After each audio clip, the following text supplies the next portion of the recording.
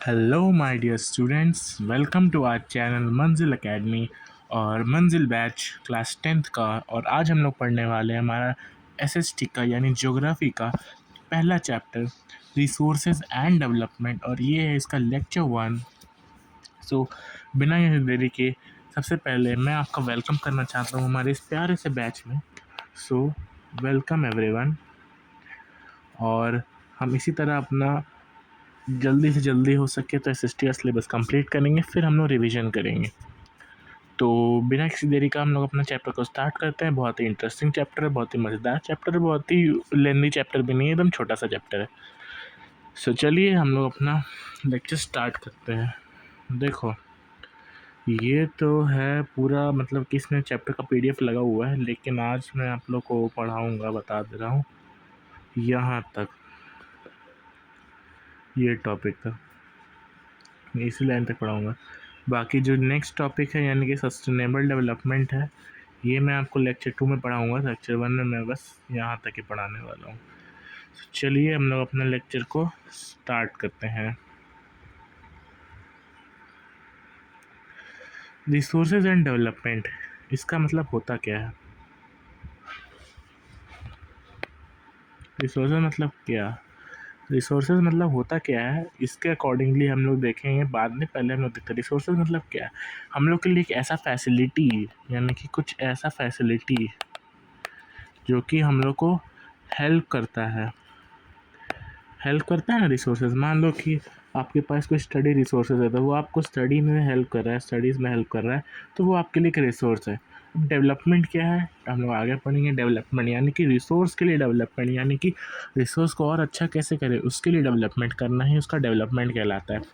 तो इसके अकॉर्डिंग हम लोग देखते हैं कि यहाँ पे डेफिनेशन जो है वो क्या बोल रहा है, जो बुक में दिया हुआ है। चलिए, everything available in our environment which can be used to satisfy our needs provided it is technology accessible, economically feasible, culturally acceptable as standard resource। इसका मतलब है क्या सर? चलिए बताता हूँ।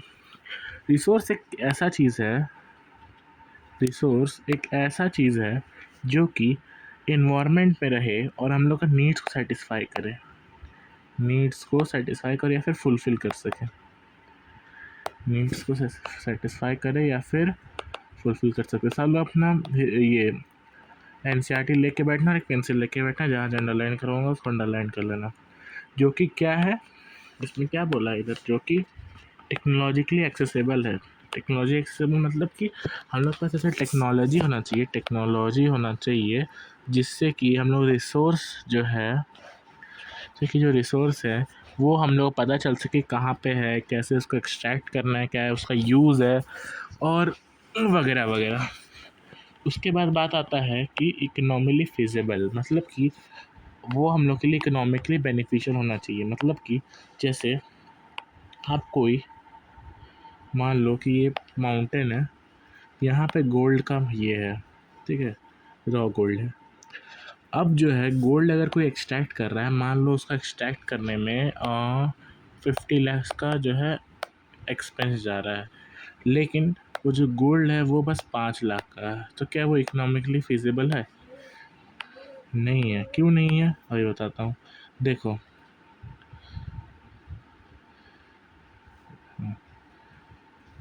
ये 50 लाख का एक्सट्रैक्ट में लग रहा है और हम लोग के पास सिर्फ 5 ही लाख मिल रहा है। यानी कि हम लगा तो 50 लाख रहे हैं, लेकिन मिल हम लोग को कितना रहा है, 5 लाख, यानी कि 45 लाख का तो हम लोग को लॉस हो जाएगा। तो जब लॉस हो रहा है गवर्नमेंट को या फिर कोई भी टीम जो एक्सट्रैक्ट कर रहा है उसको लॉस होगा, तो वो क्या करेगा, वो उसको एक्सट्रैक्ट या फिर उसको वहाँ से नहीं निकालेगा। क्यों नहीं निकालेगा? क्योंकि उसको बेनिफिशियल है ही नहीं। वो 50 लाख रुपए लगा के वो 5 लाख के लिए थोड़ी वो अपना पैसा बर्बाद करेगा। इसलिए जो है रिसोर्स जो है वो इकोनॉमिकली फिजिबल भी होना चाहिए। फिर बोल रहा है कि कल्चरली एक्सेप्टेबल, कल्चरली एक्सेप्टेबल मतलब कल्चर उसको, यानी कि सोसाइटी जो है वो उसको एक्सेप्ट कर सके, मतलब एक्सेप्ट करे। मान लो ये माउंटेन जो था ये कोई कल्चर का है, ठीक है, मतलब कि कोई भी रिलीजन का माउंटेन है, रिलीजियस माउंटेन है, और वो माउंटेन्स में अगर आप जाके गोल्ड का जो है एक्सट्रैक्ट करोगे तो वो तो उनके कल्चर के खिलाफ है, कल्चर के खिलाफ रहेगा। तो वो जो है कल्चरली एक्सेप्टेबल, यानी कि कोई कल्चर को हार्म ना पहुँचाए, कोई वायलेट ना करे, इसलिए जो है रिसोर्सेज का क्लासिफिकेशन ये 3 ग्रुप्स में होता है। तो मान लो कि क्वेश्चन आता है कि रिसोर्सेज के लिए हम लोग पास क्लासिफिकेशन के लिए कौन-कौन से 3 चीज़ें हैं जो होनी चाहिए। तो कौन-कौन सी होनी चाहिए अभी मैंने आपको बताया। सबसे पहले टेक्नोलॉजिकली एक्सेसिबल, इकोनॉमिकली फीजिबल और कल्चरली एक्सेप्टेबल। ये इंपॉर्टेंट क्वेश्चन है, ये तो 3 से 4 मार्क्स में आ सकता है।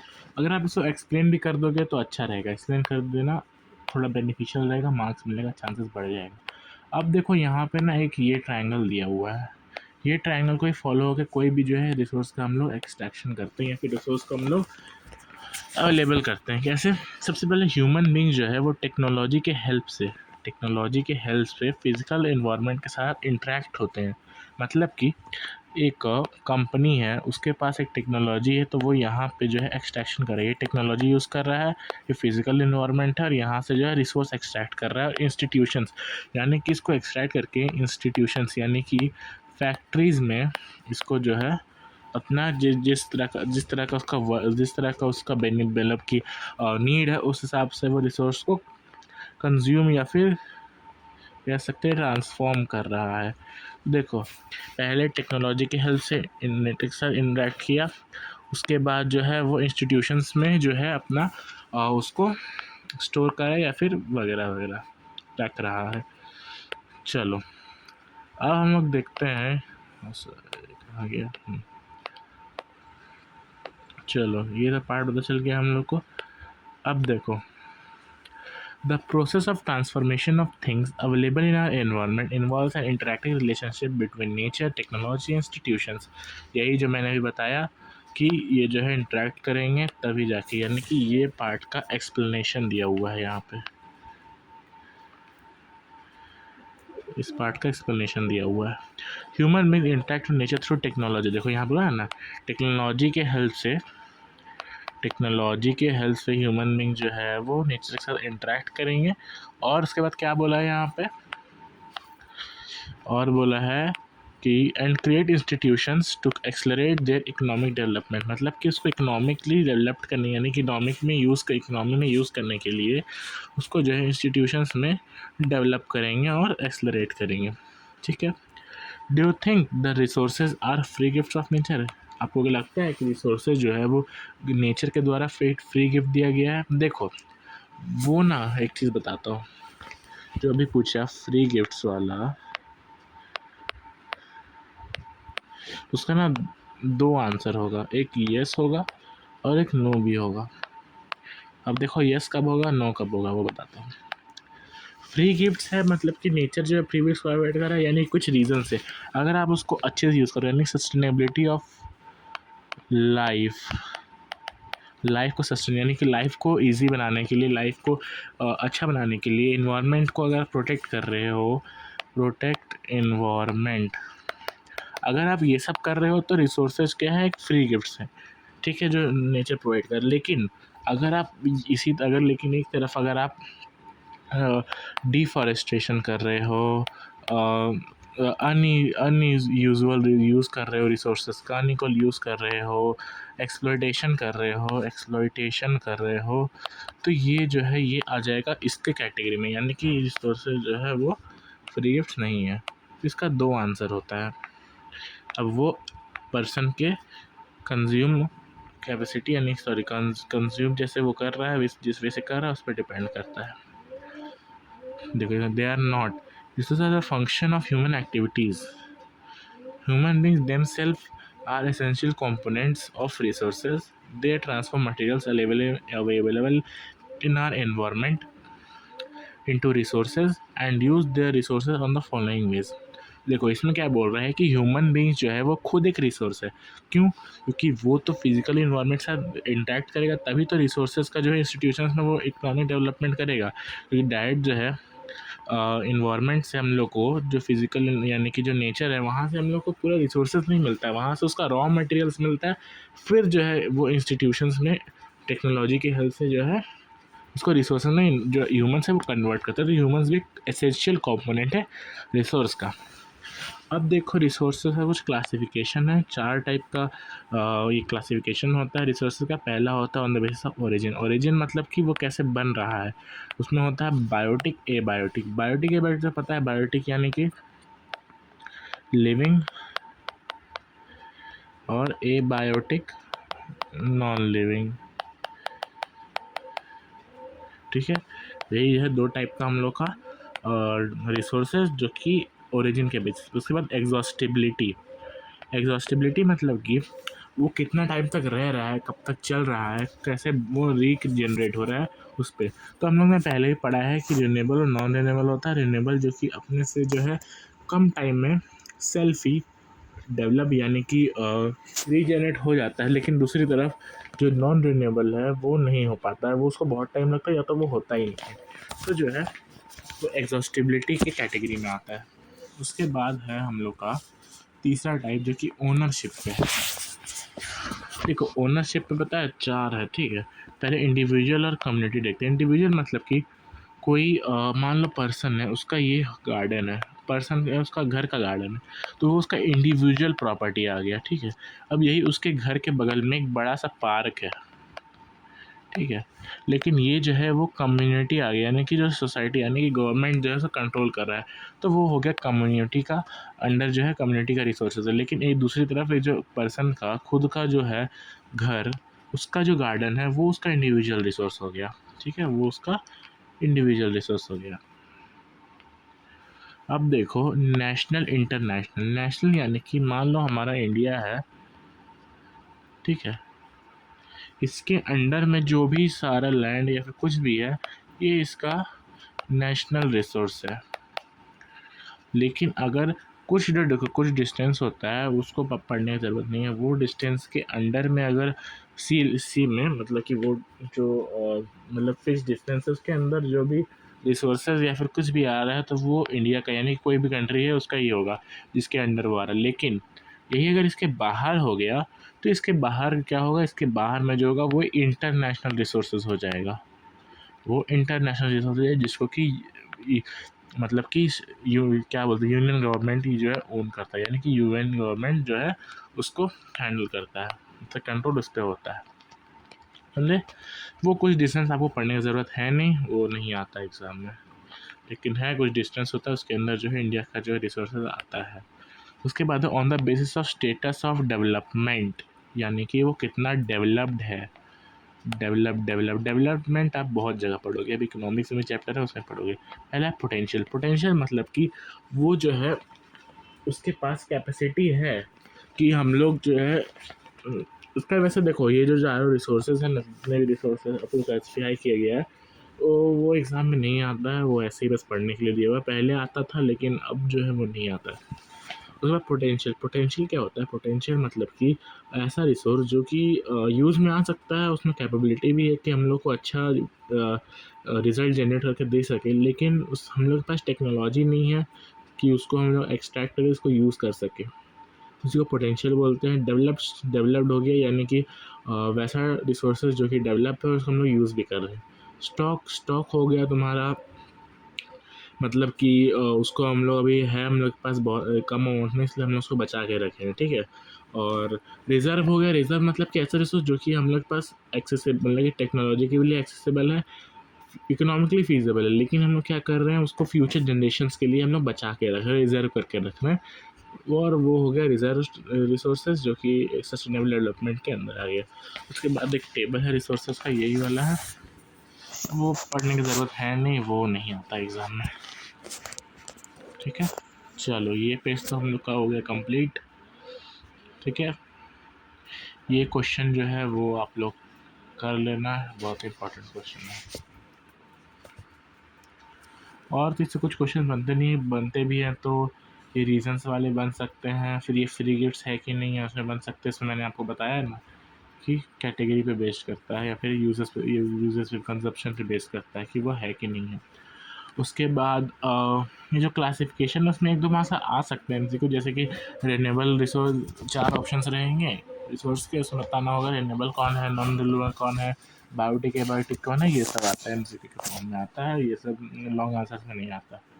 चलो हम लोग देखते हैं हम लोग का नेक्स्ट पेज। इसमें हम लोग ना अभी कितना देर का क्लास हुआ, 15 ही मिनट हुआ है।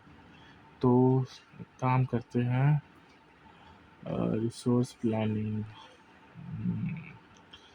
आज ना यहाँ तक पढ़ाता हूँ, एजेंडा 21। हाँ 20-25 मिनट लगेगा उसमें। और ये जो रिसोर्स प्लानिंग है वो कल पढ़ाऊँगा। Resource planning India. और ठीक है, चलो नेक्स्ट लेक्चर में पढ़ा दूंगा रिसोर्स प्लानिंग से लेकर लैंड यूटिलाइजेशन तक। उसके बाद हम लोग का सॉइल का टॉपिक स्टार्ट हो जाएगा, फिर वो पढ़ेंगे। चलो आ जाओ सेकेंड पेज में। अब देखो डेवलपमेंट ऑफ रिसोर्सेज। अब हम लोग ने देखा कि रिसोर्सेज है क्या, हम लोग ने देखा कि रिसोर्सेज है क्या। अब हम लोग देखेंगे उसका डेवलपमेंट कैसे करेंगे। हम लोग देखेंगे उसका डेवलपमेंट कैसे करेंगे। Development of resources. Resources are vital for human survival as well as maintaining for quality of life. It was believed that resources are free gifts of nature. As a result, human beings use them indiscriminately and has lead to the following major problems. देखो इसमें क्या बोल रहा है कि ये paragraph में क्या बोल रहा है कि जो रिसोर्सेज है ना वो तो एक टाइप का फ्री गिफ्ट है ही, ठीक है। उसको क्या कर रहे ह्यूमंस फ्री गिफ्ट समझ के जो है मतलब कि इनडिस्क्रिमिनेटली यूज़ कर रहे, कंजप्शन कर रहे हैं, मतलब कि अपने लालच को पूरा करने के लिए यूज़ कर रहे हैं, एक्सप्लॉयटेशन कर रहे हैं। इससे क्या हो रहा है कि कुछ कुछ मेजर प्रॉब्लम्स है वो हो रहा है। उसके बाद पढ़ना है कि जो मेजर प्रॉब्लम्स है तो उसी को ठीक करने के लिए हम लोग डेवलपमेंट ऑफ रिसोर्सेज पढ़ेंगे। और उसके बाद रिसोर्स प्लानिंग। ये बहुत कनेक्टेड चैप्टर है, एक से एक टॉपिक है, आगे बढ़ते रहे, एकदम पूरा कनेक्टेड चैप्टर है। देखो देखा जैसे हमने पढ़ा कि रिसोर्सेज क्या है, फिर रिसोर्सेज के बारे में पढ़ा, रिसोर्स का टाइप पढ़ा, उसके बाद डेवलपमेंट ऑफ रिसोर्स यानी कि रिसोर्स का मेजर प्रॉब्लम्स हो रहा है एक्सप्लोटेशन की वजह से, ह्यूमन एक्सप्लोटेशन की वजह से। उसके बाद उसको हम लोग ठीक करने के लिए डेवलपमेंट ऑफ रिसोर्सेज करेंगे, वो कैसे करेंगे, क्यों करेंगे, क्या क्या उसका मेथड है। उसके बाद लैंड कहाँ कहाँ यूज़ हो रहा है, कहाँ कहाँ वेस्ट है, वो पढ़ेंगे। फिर सॉइल के बारे में पढ़ेंगे। तो बहुत ही इंटरेस्टिंग और कनेक्टेड चैप्टर है। चलो ये है कुछ कुछ main problem. Development of resources satisfying of a human greed. देखो इसमें क्या बोल रहा है, डिप्लीशन ऑफ रिसोर्सेज यानी कि रिसोर्सेज का अनडिस्क्रिमिनेट यूज़ करना, रिसोर्सेज को ख़राब करना। वो क्या होता है, उससे रिसोर्स का कमी होना। एक तरफ से रिसोर्सेज कम क्यों हो रहा है, क्योंकि जो ह्यूमंस है वो अपना ग्रीड को सेटिस्फाई कर रहे हैं, फ्यू इंडिविजुअल्स जो है सेटिस्फाई कर रहे हैं, इसलिए जो है रिसोर्सेज का डिप्लेशन हो रहा है। Accumulation of resources in few hands, which is then divided the society into two segments, haves, have-nots और rich and poor। देखो accumulation of resources in few hands, कुछ ही लोगों के पास जो है रिसोर्सेज का एक्सेस होता है। क्यों? क्योंकि वो इकोनॉमिकली मतलब कि हेल्दी क्लास के लोग होते हैं, उनके पास एक्सेस होता है। तो जो है सोसाइटी में दो सेगमेंट से ग्रुप बच जाते हैं, एक हैव और एक हैव नॉट्स। हैव नॉट्स में हो गया मतलब कि जिनके पास नहीं, जैसे कि पुअर, और हैव्स में हो गया रिच क्लास जो कि रिसोर्सेज उनके पास है। वह indiscriminate exploitation of resources has led to global ecological crises such as global warming, ozone layer depletion, environmental pollution and land degradation. तो रिसोर्सेज जो है उसको तो खतरा है ही, साथ में हमारा जो इन्वायरमेंट है उसको भी हो रहा है। क्यों? क्योंकि इनडिस्क्रिमिनेट एक्सप्लॉयटेशन हो रहा है। उसमें क्या क्या हो रहा है, इकोनॉमिकली ग्लोबल इकोलॉजिकल क्राइसिस हो रहा है, जैसे कि global warming, ozone layer depletion, environmental pollution and land degradation.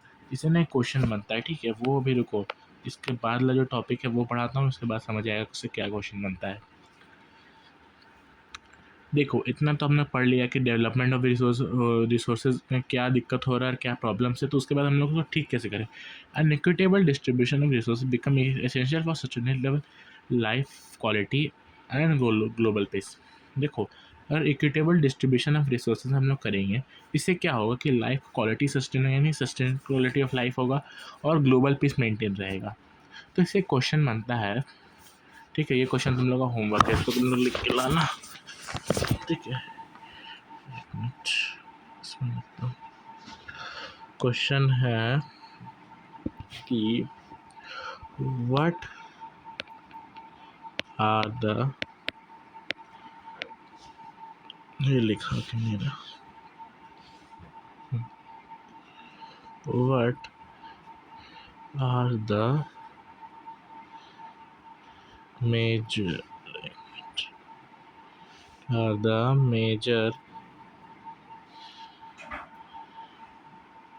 what are the major problems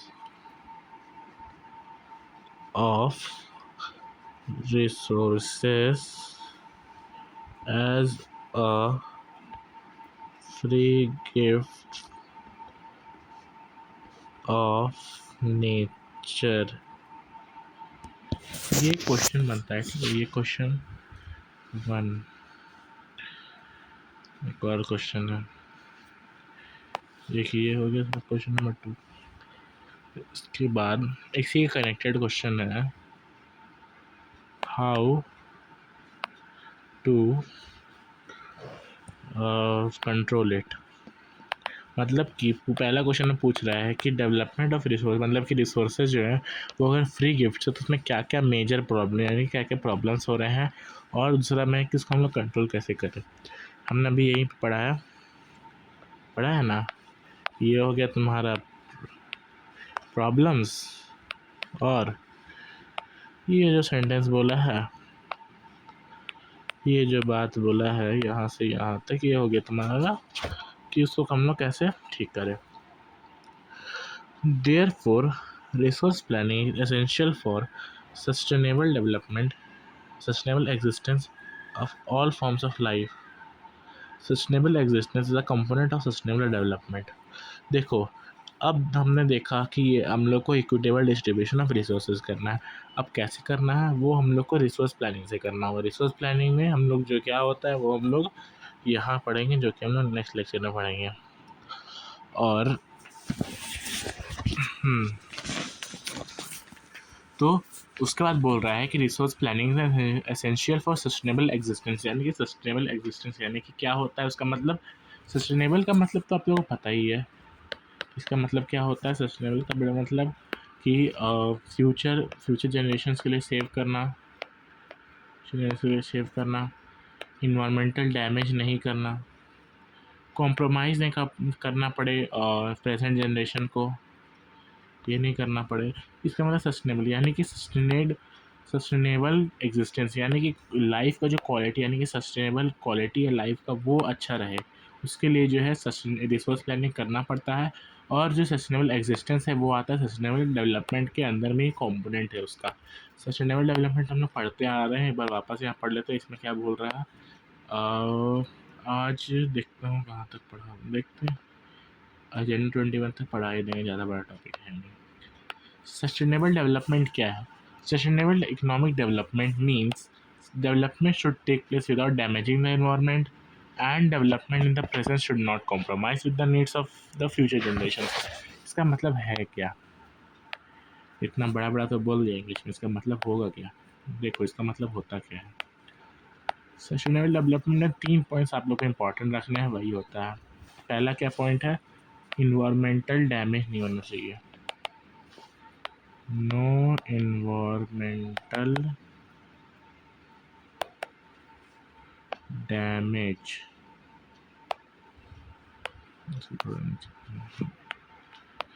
दूसरा पॉइंट है present generation should not compromise, मतलब कि प्रेजेंट जनरेशन को रिसोर्सेज का कमी ना हो, कि वो लोग फ्यूचर के लिए बचा रहे और उन्हीं को दिक्कत हो रहा है। तीसरा है saving resources for future generations. ये है तुम्हारा मेजर पॉइंट्स, या फिर कह सकते हो कि meaning of sustainable development. Writing में मत जाना, ठीक है। ये तुम्हारा हो गया। इसमें तुम्हारा इंग्लिश में बोला है तुम सस्टेनेबल डेवलपमेंट को इन 3 पॉइंट्स ही जो यहाँ बताया है इसको ईज़ी वे में बता के एक्सप्लेन कर सकते हो एग्ज़ाम में। लेकिन हाँ, ये छोटा सा टॉपिक है, इसे पॉइंट वाइज मत ही लिखना, पैराग्राफ में लिखना, ज़्यादा से ज़्यादा 3-4 लाइन का पैराग्राफ होगा। पॉइंट्स में दूसरे आंसर लिखे जाते हैं, ये सब जो है एक्सप्लेन करने वाला है, इसको पॉइंट्स लिखने की ज़रूरत नहीं, लिख सकते हो, आपके आपके ऊपर बेस करता है। ठीक है, चलो ये हम लोग ने पढ़ लिया। अब देखो सस्टेनेबल डेवलपमेंट के लिए ना एक समिट हुआ था, ठीक है, जो कि रियो डी जेनेरियो में, जो कि ब्राज़ील में है, 1992 में हुआ था। उसके उसके मतलब कि समिट के बाद एक एजेंडा निकला था, जो कि था एजेंडा 21। यही हम लोग को पढ़ना, दोनों कनेक्टेड टॉपिक है, एक ये हुआ था, इसके हेल्प से ये निकला था। चलो और देखते हैं कि रियो डी जेनेरियो अर्थ समिट में बोल क्या रहा है। इन जून 92, डेट याद रखना कब हुआ था ये समिट, जून 1990। देखो समिट तो आप लोगों को पता ही है, जो कि G20 वाला हुआ था। समिट में होता क्या है कि कुछ कुछ जो ग्लोबल लेवल में कुछ भी डेवलपमेंट या फिर इन्वायरमेंट के लिए होता है, उसी में समिट बोलते हैं हम लोग उसको। तो क्या बोल रहे हैं, June 1992 more than 100 head of states met in Rio de Janeiro, जो कि ब्राज़ील में है, for the first international earth summit. ये यहाँ से हमेशा याद रखना कि ये फर्स्ट इंटरनेशनल अर्थ समिट था। The summit was convened for addressing urgent problems of environmental protection and socio-economic development at the global level.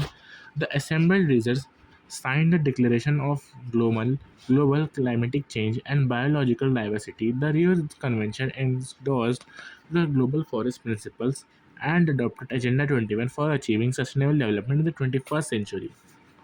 देखो उसमें बोल क्या रहा है कि जो समिट हुआ था उसमें मोर देन 100 हेड ऑफ स्टेट, यानी कि मोर देन 100 कंट्रीज़ के जो है हेड्स आए थे, जो कहाँ के, कहीं के प्रेसिडेंट आए थे, कहीं के प्राइम मिनिस्टर आए थे, कहीं के तुम कह सकते हो अगर मोनार्की गवर्नमेंट या फिर डिक्टेटरशिप गवर्नमेंट चल रहा है उनके लीडर आए थे।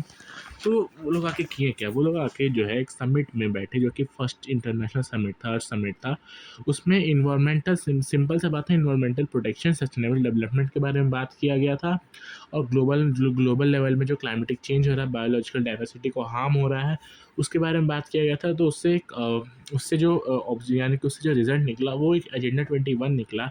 उसका नाम एजेंडा 21 क्यों है, क्योंकि 21st सेंचुरी में सस्टेनेबल डेवलपमेंट अचीव करने के लिए हम लोग को, क्योंकि देखो 1992 का टाइम यानी कि जो 20th सेंचुरी है वो तो ख़त्म होने वाला है, 21st आने वाला है, इसलिए 21st सेंचुरी के नाम पे रखा गया एजेंडा 21। और इसी कुछ फॉरेस्ट प्रिंसिपल्स को फॉलो करके जो है इसको अडेप्ट किया गया है सस्टेनेबल डेवलपमेंट करने के लिए। इसके बारे में हम लोग चलो आगे पढ़ते हैं। Agenda 21, it is a declaration signed by world leaders in 1992 at the United Nations Conference of Environment and Development, UNCED, जो डिपार्टमेंट था, ठीक है, डिपार्टमेंट था, यहाँ पे जो है UNCD, यहाँ पे एजेंडा 21 को अडॉप्ट किया गया था, जो कि रियो जेनेरियो में है, ब्राज़ील में। It aims for achieving global sustainable development, और it is an agenda to combat environmental damage, poverty, disease through global cooperation on common interests, mutual needs, and shared responsibilities. One major objective of the Agenda 21 is that every local government should draw its own local Agenda 21. तो एक question पूछता है हमेशा, मतलब हमेशा नहीं बहुत बार आया है कि ऑब्जेक्टिव्स बताओ, यानी कि जो भी रिजल्ट्स था, ऑब्जेक्टिव्स ऑफ एजेंडा 21, एजेंडा 21 का ऑब्जेक्टिव्स क्या है, यानी कि उसका रिजल्ट्स क्या है, यानी कि उसके बारे उसमें है क्या। पहला है सस्टेनेबल डेवलपमेंट के बारे में है, इन्वायरमेंटल डैमेज, पॉवर्टी,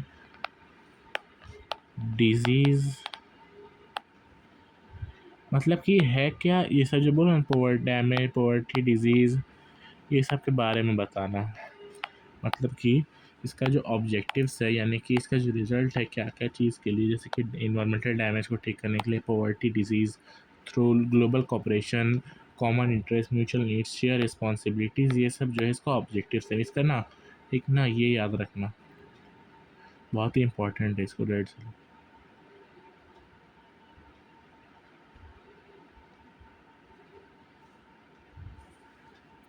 याद रखना, ये इंपॉर्टेंट पॉइंट, इसको लिख लेना हमेशा। Share responsibilities, share responsibilities. चलो ये हो गया, ये तो 2 क्वेश्चन हैं। हाँ, एक क्वेश्चन ये भी हो गया तुम्हारा। तो हम लोग का आज का क्लास अब हम लोग ख़त्म ही करते हैं, क्योंकि सारा टॉपिक तो पढ़ लिया। तीसरा क्वेश्चन है, इसको लिख लेना। देखो अब एजेंडा 21 तक तो पढ़ लिया हम लोग। अब कल से पढ़ेंगे। कल थोड़ा क्लास लंबा चलाएंगे। कल रिसोर्स प्लानिंग पढ़ लेंगे, और यहाँ से रिसोर्स प्लानिंग इन इंडिया पढ़ना है। फिर कंजर्वेशन ऑफ रिसोर्सेज तक पढ़ेंगे। उसके बाद देखते हैं लैंड रिसोर्सेज कल कितना देर का क्लास चलेगा, इतना में देखते हैं। उस हिसाब से जो है लैंड रिसोर्सेज और यूटिलाइजेशन को भी देखते हैं। टाइम रहेगा तो हो सके तो लैंड यूटिलाइजेशन तक कंप्लीट कर लेंगे। फिर आगे लैंड यूज़ पैटर्न है, ये तो टेबल वाला है। ये लैंड यूज़ पैटर्न सब फैक्चुअल डेटा है, इसको बस याद रखना है, इसको समझने का चीज़ नहीं है। ये सब एमसीक्यू के फॉर्म में आते हैं, तो आप इसको बस याद रखना है। इसको ज़्यादा हम लोग इसमें टाइम नहीं लगाएंगे, इसको जितना जल्दी हो सके उसको कंप्लीट करेंगे। फिर हम लोग का लैंड इरिगेशन है, तो ये तो एक ही लेक्चर में हो जाएगा सॉइल के बारे में। देखो ज्योग्राफी अब तुम्हारा जो ये है, ये हद से हद अब 4 लेक्चर तक ही चलेगा, क्योंकि ये सब आगे जो है ये सब फैक्चुअल डेटा है, उसको तुमको याद रखना है। कुछ रिसोर्स प्लानिंग में, कंजर्वेशन, ये सब में है इम्पॉर्टेंट, ये सब पढ़ाएंगे। और ये सब फैक्चुअल डेटा, ये सब फैक्ट मेन लकी जो ये सब हैं उसको याद रख लेना। और कुछ कुछ चीज़ है वो पढ़ा देंगे, और सॉइल के बारे में बता देंगे। 6 टाइप के सॉइल्स है, उस 6 है कि 5 दिया है तुम लोगों ने? 3, हाँ 6 है, ठीक है। चलो ये 6 सॉइल है, इसके बारे में बता देंगे, सबका फीचर्स ये याद रखना है। और बस इतना ही है, और फिर चैप्टर कंप्लीट हो जाएगा। सॉइल इरोजन है वो इम्पोर्टेंट टॉपिक है, वो बता देंगे। मतलब कि अब 3 से 4 लेक्चर में हम लोग का चैप्टर कंप्लीट हो ही जाएगा, क्योंकि ज़्यादा बड़ा चैप्टर है नहीं। उसके बाद हम लोग इसको ख़त्म करके जल्दी से डेवलपमेंट को भी ख़त्म करना है, फिर हिस्ट्री स्टार्ट करेंगे। हिस्ट्री में बहुत टाइम लगेगा। चलो अब नेक्स्ट लेक्चर में मिलते हैं। Thank you everyone. होमवर्क तुम्हारा जहाँ तक पढ़ाया उसको एक बार पढ़ लेना, ठीक है। गिवन क्वेश्चंस को कर लेना, कभी क्वेश्चंस दिया हूँ।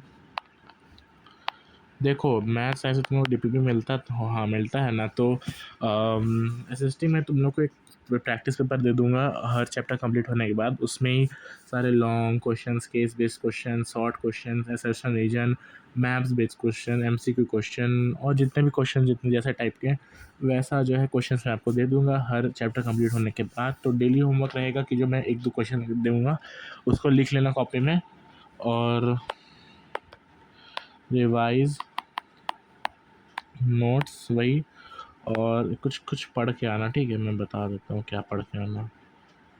हम लोग तुम लोग ना ये पढ़ के आना, ठीक है। ये सब जो डेटा है ना, ये कुछ कुछ डेटा दिया हुआ है, ये सब पढ़ के आना, ठीक है। कल 1-2 क्वेश्चन करेंगे इस पर। कल में जब भी लेक्चर होगा तुम्हारा, मैं दे देता हूँ, रीड रिसोर्स प्लानिंग, ये तुम्हारा होमवर्क है, इसको कर लेना, ठीक है। आज तो तुम्हारा ये साइंस का भी क्लास है ना पहला, ठीक है। स्टूडेंट्स मिलते हैं हम लोग नेक्स्ट लेक्चर में। थैंक यू एवरीवन, ख्याल रखना अपना, और नेक्स्ट लेक्चर में मिलते हैं। सो थैंक यू, और साइंस का क्लास है आपका, उसको चीज़ कर लेना। Bye everyone, thank you.